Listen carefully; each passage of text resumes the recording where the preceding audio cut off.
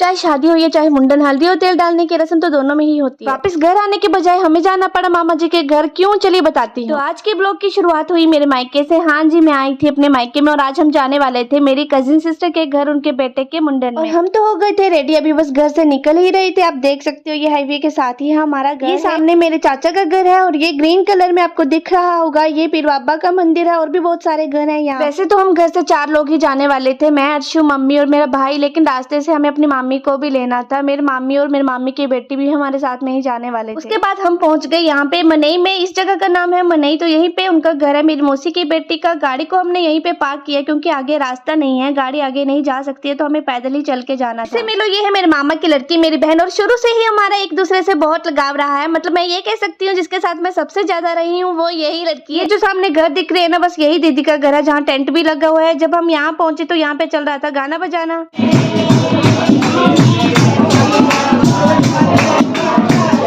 सारे रिश्तेदार आ चुके थे और हम सब बैठ के अभी गप्पे शप्पे मार रहे थे। और ये पीछे रेड चुनरी वाले जो दिख रहे हैं ना, बस उन्हीं के ही बेटे का मुंडन था। उसके बाद तेल डालने की रस्म हो गई थी शुरू, लेकिन जैसे ही हम अंदर गए तो धुआं इतना था कि हमें वापस आना पड़ा। बेचारा बच्चा भी बहुत परेशान हो रहा था, एक तो इतना धुआं और ऊपर से इतने सारे लोग। तो मैंने और मम्मी ने फिर जल्दी जल्दी से उसको तेल डाला और मैंने दीदी को बोला कि आप बच्चे को बाहर बिठा के भी तो ये रस्म कर सकते हो, अंदर तो धुएं में बच्चा और भी परेशान होगा। फिर जब उसको बाहर ले आए तो वो बाहर भी बहुत ज्यादा रो रहा था। सच में इतने से बच्चे का मुंडन करना बहुत मुश्किल होता है।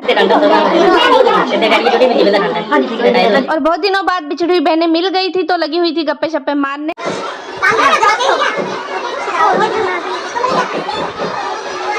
उसके बाद हम बैठ गए थे धाम खाने के लिए और सामने देखो अर्शु कैसे बैठा है, बड़े शौक से खाता है मेरा बेटा धाम। खाना खाने के बाद हमने थोड़ी देर रेस्ट किया और फिर वापस निकल गए घर के लिए। लेकिन जैसे ही हम निकले तो डैडी का फोन आ गया कि आज ना आप मामा के घर चले जाओ, क्योंकि मामा नीचे गिर गए थे जमीन पे, तो उनको सिर पे गहरी चोट लग गई थी और हमें उनको देखने जाना था। लेकिन हमने सोचा था कि हम बाद में ही जाएंगे, पर फिर डैडी बोलते कि अब गए तो हो ही, तो वहाँ भी जाके आ जाओ। अभी हम पहुंच गए थे बाली में। तो मेरे मामा जी का घर बाली में ही है, लेकिन रोड साइड नहीं है, तो हमें आगे पैदल चल के ही जाना था। तो मामा जी के घर पहुंच के सबसे पहले मैं मिली अपनी नानी से, और इनको मैं नानी नहीं बीबी कहकर बुलाती हूँ। मैं अपनी नानी दादी दोनों को ही बीबी बोलती हूँ। और पूरे 1.5 साल के बाद मैं अपनी नानी से मिल रही थी। उसके बाद मैं मिली अपने मामा जी से। तो ये है मेरे मामा जी और इनको सिर पे ना बहुत गहरी चोट लगी थी, तो अभी तो थोड़ा ठीक हो गए थे पहले से, लेकिन जब लगी थी ना तब तो बहुत बुरा हाल। फिर मैं अपने मामा जी से थोड़ा मजाक करने लग गई थी, तो मैं उनको बोल दी थी कि देखो कितने बुढ़े हो गए हो आप, अभी उम्र आपकी 60 साल भी नहीं है और लगते पूरे 90 के। मामा बोलते अच्छा किसने बोला ऐसे, मैं तो 24 साल का हूँ। चलिए आज का सफर यहीं तक का था। आई होप कि आपको वीडियो अच्छी लगे। जल्दी मिलेंगे एक नए ब्लॉग के साथ।